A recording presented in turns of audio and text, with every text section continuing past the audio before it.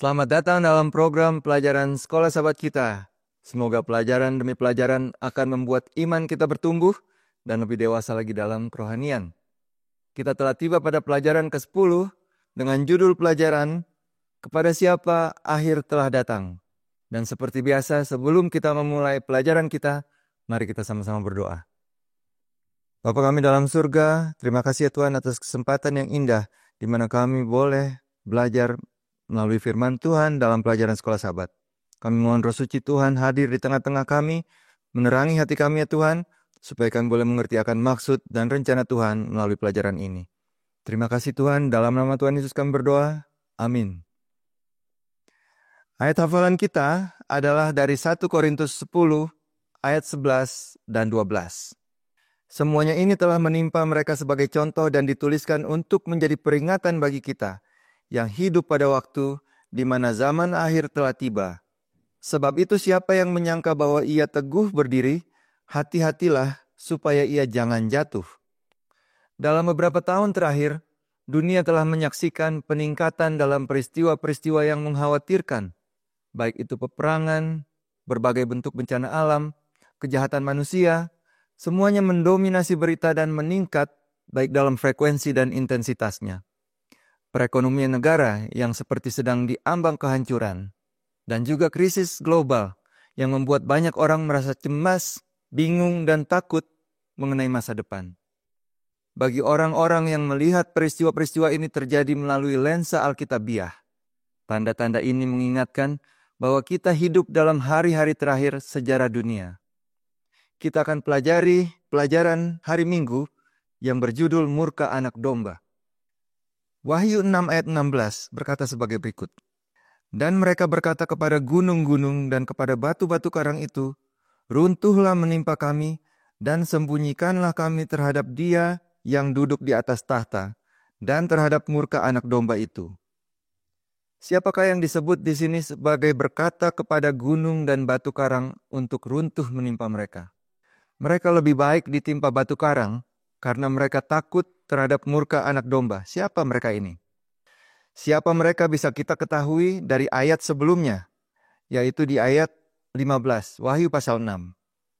Dan raja-raja di bumi, dan pembesar-pembesar, serta perwira-perwira, dan orang kaya, serta orang-orang berkuasa, dan semua budak, serta orang merdeka, bersembunyi ke dalam gua-gua dan celah-celah batu karang di gunung.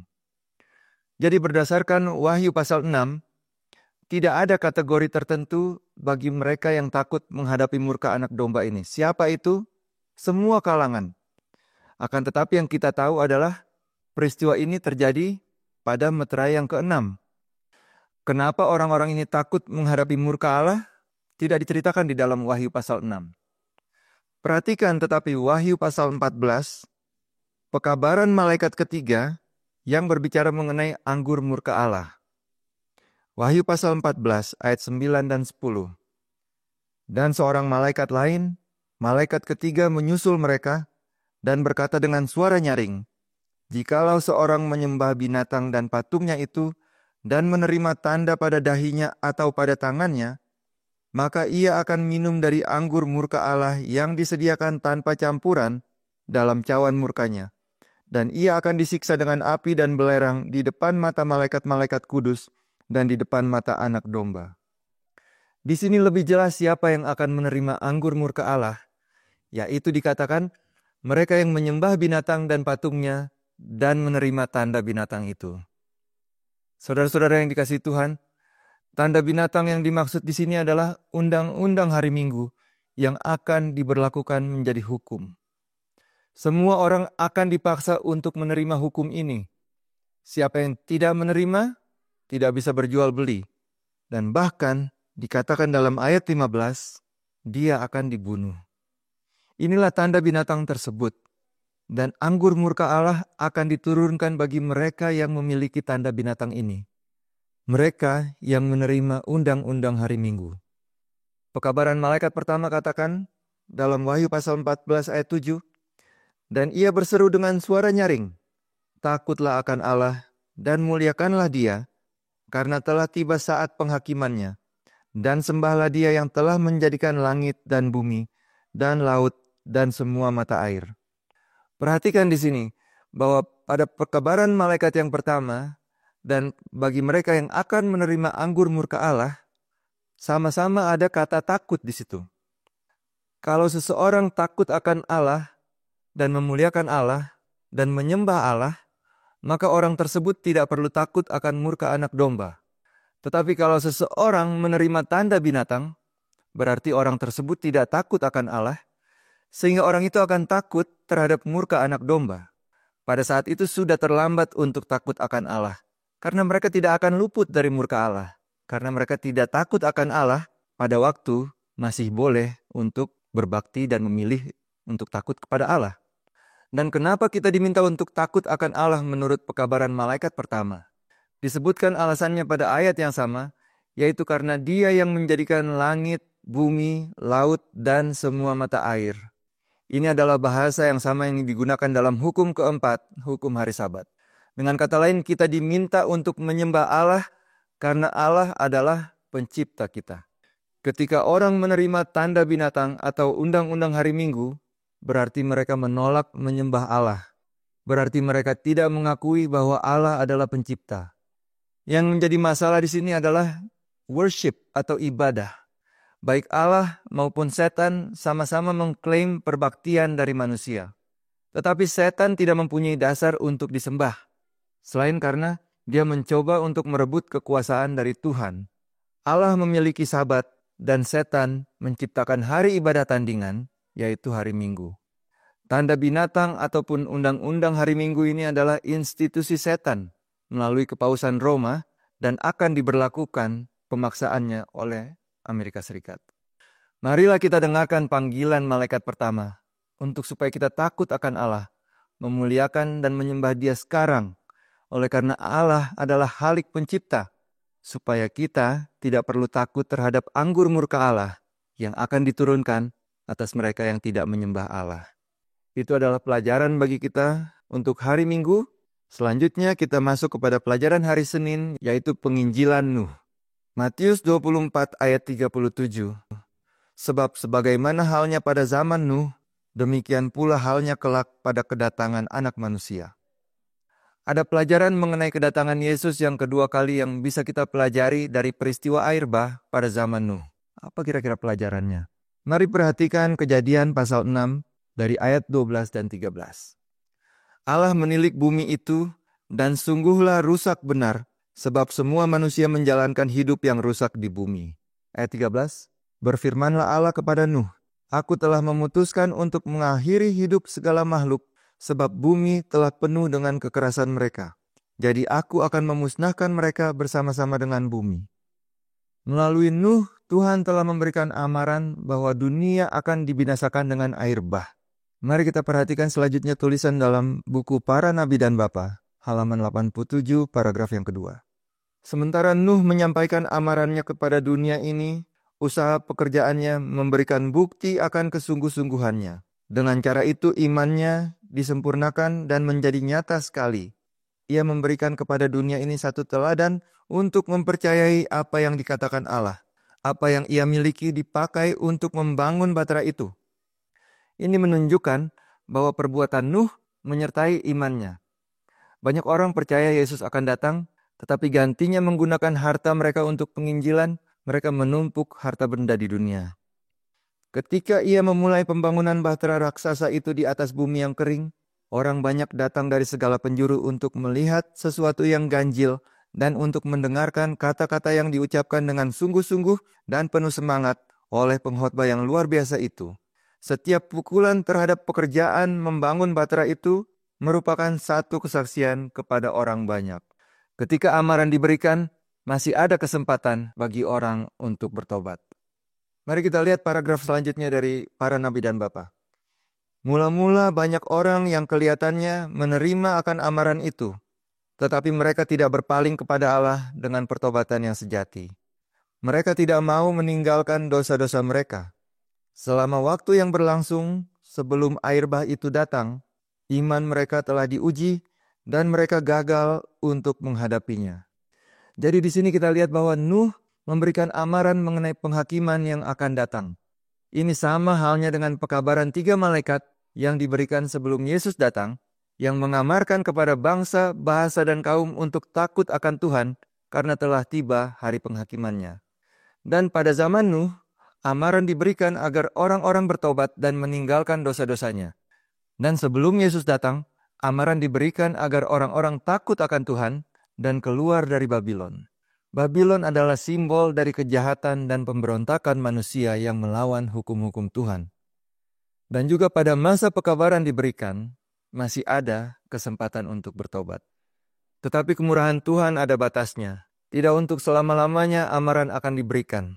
Oleh karena di dalam Kejadian 6 ayat 3, Tuhan katakan bahwa roh Tuhan tidak akan selama-lamanya berbicara kepada manusia kalau manusia tidak mau mendengarkan amaran yang diberikan. Mari kita baca ayatnya, Kejadian 6 ayat 3. Berfirmanlah Tuhan, rohku tidak akan selama-lamanya tinggal di dalam manusia, karena manusia itu adalah daging, tetapi umurnya akan 120 tahun saja.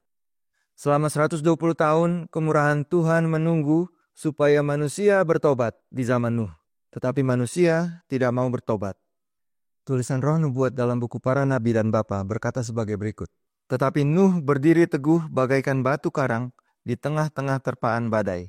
Dikelilingi oleh olokan dan cemoohan orang banyak, ia kelihatan berbeda oleh karena ketulusan serta kesetiaannya yang tidak tergoncangkan itu.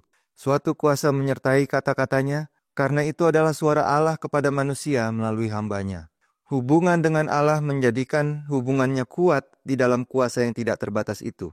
Sementara untuk 120 tahun lamanya, suaranya yang berwibawa itu didengar oleh generasi itu. Sehubungan dengan peristiwa yang sejauh pertimbangan hikmat manusia mustahil akan terjadi. Jadi ketika panggilan masih diberikan dan Tuhan masih menunggu manusia untuk bertobat, ada tanda-tanda yang diberikan. Dan pada zaman Nuh, tanda-tanda itu adalah fenomena alam, di mana binatang-binatang masuk berpasangan-pasangan ke dalam bahtera. Tanda-tanda kedatangan Yesus begitu banyak terjadi di sekeliling kita. Peperangan, bencana, semuanya menunjukkan bahwa kedatangan Yesus tidak akan lama lagi. Dan Tuhan masih menunggu pertobatan kita. Ini adalah suatu masa grace period, atau waktu yang Tuhan berikan bagi manusia untuk bertobat. Dan pada waktu yang ditentukan, grace period ini akan ditutup. Pintu kasihan akan tertutup. Kejadian 7 ayat 16 Alkitab katakan, dan yang masuk itu adalah jantan dan betina dari segala yang hidup seperti yang diperintahkan Allah kepada Nuh. Lalu Tuhan menutup pintu bahtera itu di belakang Nuh. Sekarang Tuhan masih memanggil dan menunggu pertobatan kita. Tetapi tidak untuk selama-lamanya Tuhan menunggu. Ada waktunya pintu kasihan akan tertutup. Dan pada saat itu sudah terlambat kalau kita mau datang ke dalam pertobatan. Kita bahkan tidak tahu umur hidup manusia. Kalaupun bukan pintu kasihan yang ditutup secara umum, kita mungkin menemui kematian sebelum pintu kasihan tertutup. Bagi kita, itu adalah pintu kasihan yang tertutup secara pribadi. Yesus katakan, sebagaimana pada zaman Nuh, demikian pula lah pada kedatangan Anak Manusia. Saudara-saudara yang kekasih, ini adalah pelajaran bagi kita. Jangan menjadi sama dengan orang-orang yang hidup pada zaman Nuh, yang tidak mendengarkan amaran, menolak untuk bertobat, dan akhirnya menemui kebinasaan mereka di dalam air bah. Selanjutnya kita masuk kepada pelajaran hari Selasa, yaitu kisah Sodom dan Gomora. Mari kita lihat ayat-ayat dari Kejadian pasal 13 dan juga Kejadian pasal 18. Kejadian 13 ayat 13. Adapun orang Sodom sangat jahat dan berdosa terhadap Tuhan. Selanjutnya Kejadian 18 ayat 20. Sesudah itu berfirmanlah Tuhan, sesungguhnya banyak keluh kesah orang tentang Sodom dan Gomora yang sesungguhnya sangat berat dosanya. Alkitab katakan bahwa dosa orang-orang Sodom dan Gomora itu sangat berat dan sangat besar. Dan baik peristiwa di zaman Nuh maupun di zaman Sodom dan Gomora, keduanya menunjukkan pola yang sama, bahwa kejahatan dan dosa manusia merajalela dan penghakiman Tuhan akan diturunkan di atasnya. Tetapi sebelum penghakiman diturunkan, Tuhan memberikan amaran dan panggilan untuk bertobat bagi manusia dari dosa-dosanya. Yeskiel pasal 16 mencatat dosa-dosa Sodom dengan lebih spesifik. Yeskiel 16 ayat 49, lihat, inilah kesalahan Sodom kakakmu yang termuda itu, kecongkakan, makanan yang berlimpah-limpah, dan kesenangan hidup ada padanya, dan pada anak-anaknya perempuan. tetapi ia tidak menolong orang-orang sengsara dan miskin. Jadi salah satu dosa Sodom menurut Alkitab adalah makanan yang berlimpah-limpah. Dengan kata lain, tidak bertarak. Ternyata reformasi kesehatan adalah perkara rohani. Dalam tulisan Letters and Manuscripts dikatakan sebagai berikut. Pekerjaan reformasi kesehatan dihubungkan dengan kebenaran untuk zaman ini atau present truth adalah sebuah kuasa untuk kebaikan. Itu adalah tangan kanan Injil dan seringkali dapat menjadi pintu masuk bagi penginjilan. Jika kita sungguh-sungguh ingin memahami maksud Tuhan dan bekerja sama dalam mempercepat pekerjaan Tuhan di hari-hari terakhir dunia ini, maka kita harus mulai menghidupkan reformasi kesehatan. Alkitab juga mencatat mengenai aktivitas yang dilakukan oleh umat Tuhan pada waktu hari penghakiman atau the Day of Atonement. Mari kita perhatikan apa yang umat Tuhan lakukan dalam hari penghakiman. Dari Imamat pasal 16 ayat 29 Alkitab katakan, inilah yang harus menjadi ketetapan untuk selama-lamanya bagi kamu, yaitu pada bulan yang ke-7, pada tanggal 10, bulan ke-7 tanggal yang ke-10 adalah hari penghakiman atau hari pendamaian atau the Day of Atonement. Pada bulan itu, kamu harus merendahkan diri dengan berpuasa. Dan janganlah kamu melakukan sesuatu pekerjaan, baik orang Israel asli maupun orang asing yang tinggal di tengah-tengahmu. Jadi kita lihat bahwa Tuhan perintahkan kepada bangsa Israel, pada hari pendamaian, mereka harus merendahkan diri dengan berpuasa. Merendahkan diri dengan berpuasa, apa hubungannya dengan Day of Atonement, dan apa hubungannya dengan kita? Bagi bangsa Israel rohani, sejak tahun 1844, kita berada dalam periode yang namanya Investigative Judgment, atau Hari Penghakiman, atau the Day of Atonement. Berarti Tuhan mau kita merendahkan diri dan berpuasa. Oleh karena kita sudah dan sedang berada di dalam Hari Penghakiman, Day of Atonement. Tetapi kita bertanya, puasa seperti apa yang dimaksud di sini?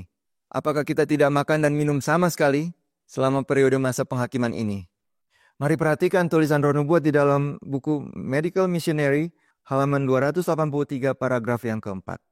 Puasa sesungguhnya yang harus disarankan bagi semua adalah menahan diri dari setiap jenis makanan yang merangsang dan menggunakan makanan yang sederhana yang Tuhan telah sediakan dengan berlimpah.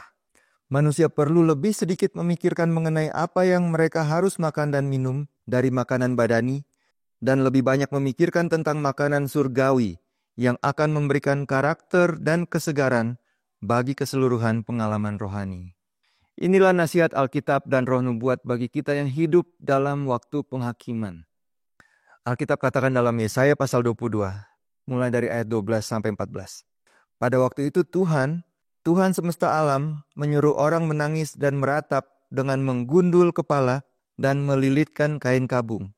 Ini seperti definisi merendahkan diri yang harus dilakukan oleh umat Tuhan pada hari penghakiman. Ayat 13, tetapi lihat, di tengah-tengah mereka ada kegirangan dan sukacita, membantai lembu dan menyembelih domba, makan daging dan minum anggur sambil berseru, marilah kita makan dan minum, sebab besok kita mati. Ayat 14, tetapi Tuhan semesta alam menyatakan diri dan berfirman kepadaku, sungguh kesalahanmu, dan kata kesalahanmu di sini adalah kata yang sama yang digunakan untuk menggambarkan dosamu. Berarti sungguh dosamu ini tidak akan diampuni, atau dengan kata lain tidak ada pendamaian sampai kamu mati, firman Tuhan semesta alam. Jadi ketika orang hanya makan dan minum memikirkan makanan-makanan badani dikatakan, kesalahannya atau dosanya itu tidak akan diampuni. Mungkin kita berpikir bahwa toh kita makan makanan yang halal, yang diizinkan oleh Alkitab. Tetapi Alkitab dan Roh Nubuat dengan jelas mengatakan bahwa tidak bertarak atau makan secara berlebihan adalah dosa. Satu kutipan terakhir dalam poin ini, dari buku Maranatha halaman 249 paragraf yang keempat. Dari bilik yang maha suci keluar instruksi untuk pekerjaan besar. Malaikat-malaikat Tuhan sedang berkomunikasi dengan manusia. Kristus sedang melakukan pekerjaan di bait suci. Kita tidak mengikuti Yesus ke dalam bait suci sebagaimana yang harus kita lakukan. Kristus dan malaikat-malaikat sedang bekerja di hati anak-anak manusia. Gereja di atas harus bersatu dengan gereja di bawah, yaitu umat-umat Tuhan, dalam peperangan rohani di atas dunia. Harus terjadi penyucian jiwa-jiwa di atas dunia yang sejalan dengan pekerjaan membersihkan bait suci yang Kristus sedang lakukan di surga. Ketika kasus kita sedang diselidiki di pengadilan surgawi, kita yang berada di bumi harus bekerja sama dengan Yesus yang berada di surga untuk melakukan bagian kita, yaitu merendahkan diri dengan berpuasa, lebih sedikit memikirkan makanan jasmani, dan lebih banyak memikirkan makanan surgawi atau firman Tuhan. Selanjutnya yang dikatakan dalam Yeskiel mengenai dosa Sodom adalah kesenangan hidup, atau di dalam terjemahan bahasa Inggris dikatakan abundance of idleness. Artinya bermalas-malasan, hanya mau bersenang-senang, makan, minum, tidak mau bekerja, di mana menurut Alkitab ini adalah dosa. Ini bukan bermaksud untuk mengatakan bahwa keselamatan adalah hasil pekerjaan manusia, tetapi Tuhan tidak menciptakan manusia untuk bermalas-malasan. Kita lihat di dalam buku Pengkhotbah pasal 9 ayat 10. Segala sesuatu yang dijumpai tanganmu untuk dikerjakan, kerjakanlah itu sekuat tenaga. Karena tak ada pekerjaan, pertimbangan, pengetahuan, dan hikmat dalam dunia orang mati, kemana engkau akan pergi. Jadi Tuhan menghendaki supaya manusia memiliki kesibukan dan bekerja. Kita lihat tulisan Roh Nubuat di dalam buku Appeal to the Youth, atau mungkin ini amanat kepada orang muda. Hidup bermalas-malasan adalah hidup yang berdosa. Setan menemukan pekerjaan baginya dalam tangan dan pikiran yang malas. Jadi ketika orang bermalas-malasan, setan siap melancarkan serangannya kepada orang tersebut. Kemudian dalam tulisan Roh Nubuat yang lain, buku Spiritual Gifts dikatakan halaman 137 paragraf yang ketiga. Saya telah ditunjukkan bahwa banyak dosa dihasilkan dari kemalasan. Tangan dan pikiran yang aktif tidak punya waktu untuk memperhatikan setiap godaan yang ditawarkan oleh musuh. Tapi hati dan pikiran yang malas telah siap untuk dikendalikan oleh setan. Jadi kita lihat bahwa Alkitab dan Roh Nubuat menunjukkan bahwa kemalasan adalah dosa. Bagaimana dengan keselamatan? Apakah keselamatan adalah hasil pekerjaan manusia oleh karena manusia tidak bermalas-malasan? Dikatakan di dalam Efesus pasal 2 ayat 8. Sebab karena kasih karunia, maka kamu diselamatkan oleh iman, itu bukan usahamu, tetapi pemberian Allah. Keselamatan memang adalah pemberian Allah, bukan hasil usaha manusia. Kemudian di dalam Filipi pasal 2 ayat 12, dikatakan, hai saudara-saudaraku yang kekasih, kamu senantiasa taat. Karena itu, tetaplah kerjakan keselamatanmu dengan takut dan gentar. Bukan saja seperti waktu aku masih hadir, tetapi terlebih pula sekarang waktu aku tidak hadir. Keselamatan adalah pemberian, tetapi manusia harus membuat keputusan untuk menerima pemberian itu. Keselamatan bukanlah pemberian yang dipaksakan. Kenapa kami menamakan ministry ini Little Strength atau kekuatan kecil? Bukankah kita harus bergantung pada kekuatan Tuhan, dan bukankah kekuatan Tuhan bukan kekuatan yang kecil? Benar, memang kita harus bergantung pada kekuatan Tuhan. Kekuatan Tuhan adalah kekuatan yang besar. Little strength atau kekuatan kecil adalah kekuatan kita sebagai manusia. Dan adalah bagian kita untuk membuat keputusan bahwa kita mau mengikut Tuhan, bahwa kita mau bersandar kepada Tuhan, bahwa kita mau dituntun oleh Tuhan. Oleh karena hanya ketika kita melakukan bagian kita, yaitu little strength, kekuatan yang kecil, barulah Tuhan akan melakukan bagiannya, yaitu mighty strength, kekuatan Tuhan. Selanjutnya kita melihat pelajaran hari Rabu dengan judul Hakim atas seluruh bumi. Kita katakan dalam Pengkhotbah 8 ayat 11, oleh karena hukuman terhadap perbuatan jahat tidak segera dilaksanakan, maka hati manusia penuh niat untuk berbuat jahat. Tidak setiap dosa atau kejahatan akan mendapatkan konsekuensi secara langsung, sehingga kemudian hati manusia merencanakan kejahatan. Tetapi meskipun tidak melihat konsekuensi secara langsung, apakah berarti kita bebas melakukan kejahatan?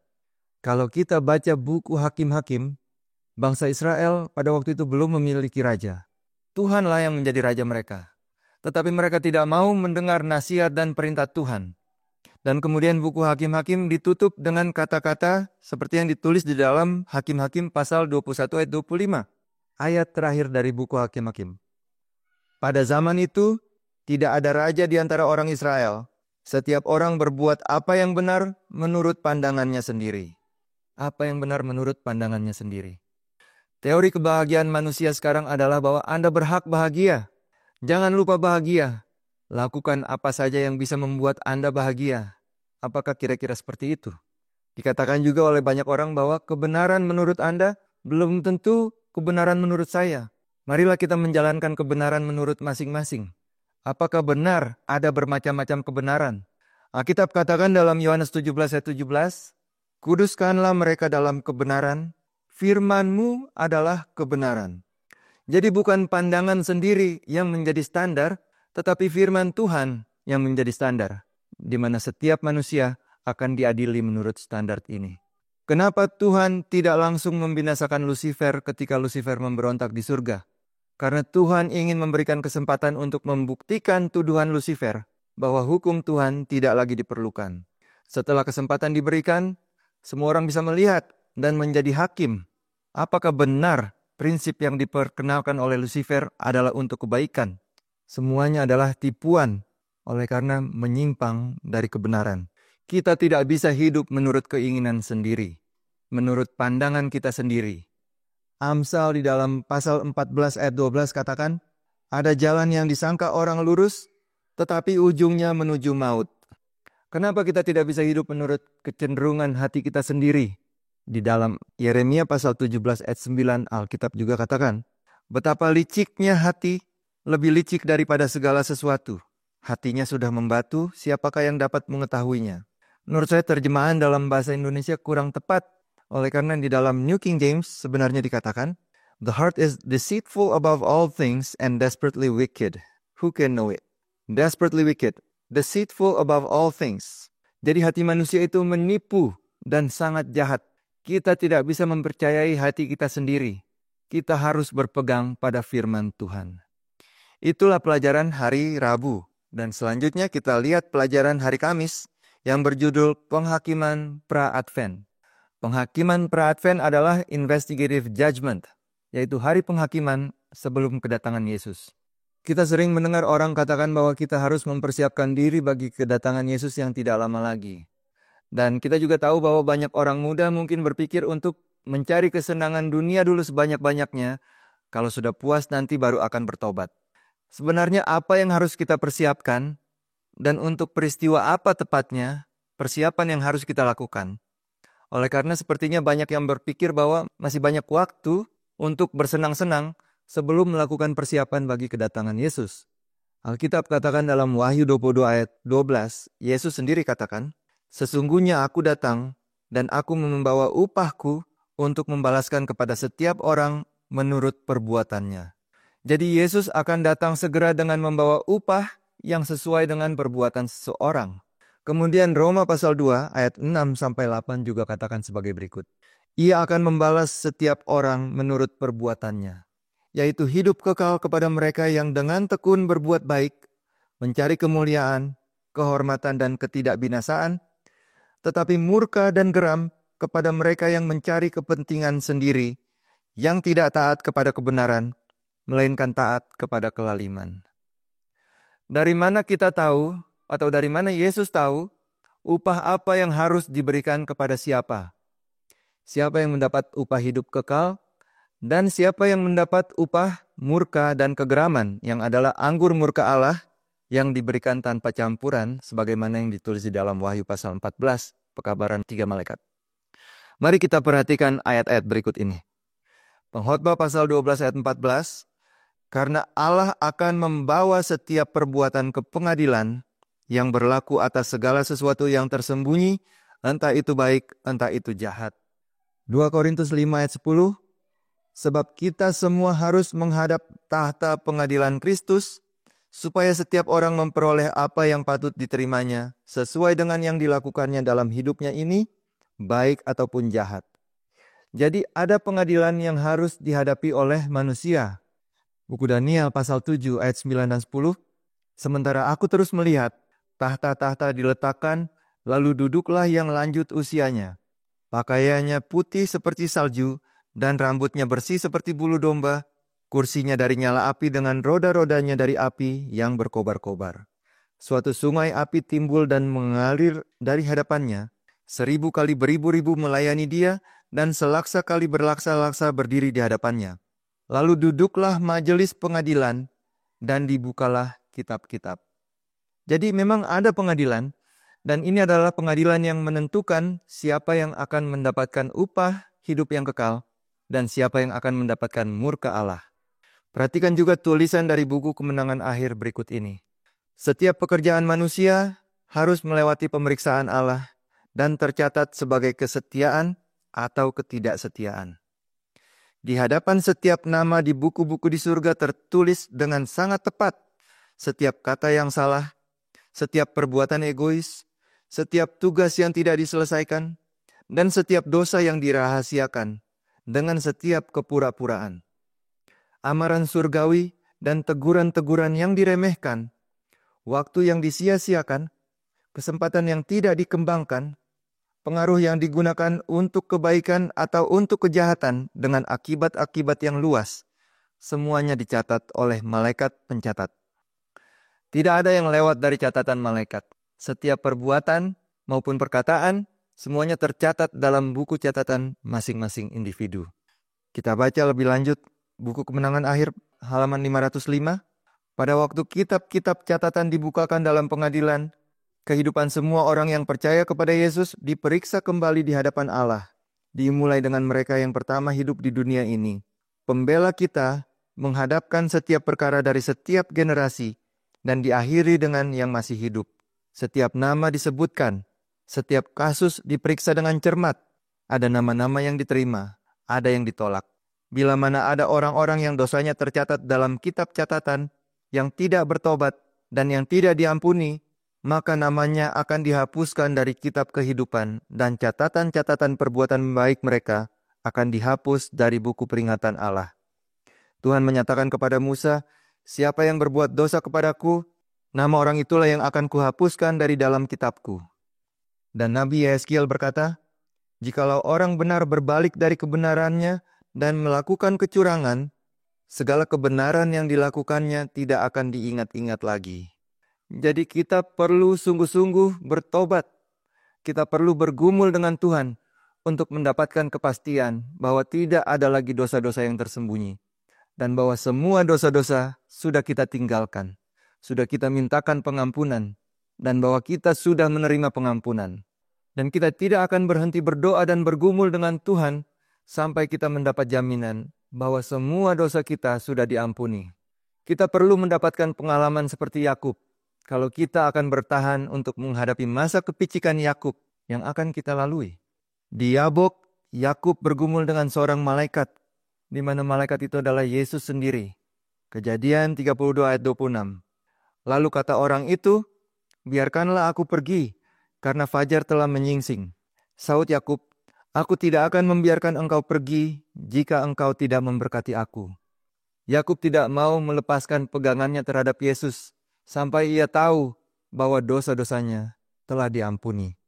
Tulisan Roh Nubuat menjelaskan dan menggambarkan apa yang umat-umat Tuhan akan lakukan pada waktu menghadapi masa kepicikan Yakub. Mari kita lihat di dalam buku Kemenangan Akhir halaman 652, paragraf yang kedua. Meskipun umat Allah dikelilingi oleh musuh-musuh yang siap untuk membinasakan mereka, namun penderitaan yang mereka tanggung bukanlah ketakutan akan penganiayaan demi kebenaran. Mereka takut kalau setiap dosa belum disesali dan diakui. Dan bahwa oleh karena sesuatu kesalahan, mereka gagal menyadari kegenapan janji juru selamat, aku pun akan melindungi engkau dari hari pencobaan yang akan datang atas seluruh dunia. Jika mereka mempunyai kepastian pengampunan, mereka tidak gentar akan siksaan atau kematian. Kita sedang berada dalam masa penghakiman, dan kita akan menghadapi masa-masa kesukaran di hadapan kita. Yesus sudah akan menyelesaikan pekerjaan perantaraannya di bilik yang maha suci. Milikilah pengalaman seperti Yakub di Sungai Yabok, bahwa kita tidak akan melepaskan pegangan kita pada Yesus sampai kita tahu bahwa sudah tidak ada lagi dosa yang menghalangi antara kita dengan Sang Juru Selamat. Inilah pelajaran kita untuk minggu ini. Semoga kita dikuatkan untuk berjalan bersama Yesus setiap hari ketika kita masih di dunia ini. Sampai akhirnya kita akan bertemu Yesus muka dengan muka. Mari kita tutup pelajaran kita dengan berdoa. Bapa dalam surga, terima kasih ya Tuhan atas pelajaran yang indah yang Tuhan berikan kepada kami.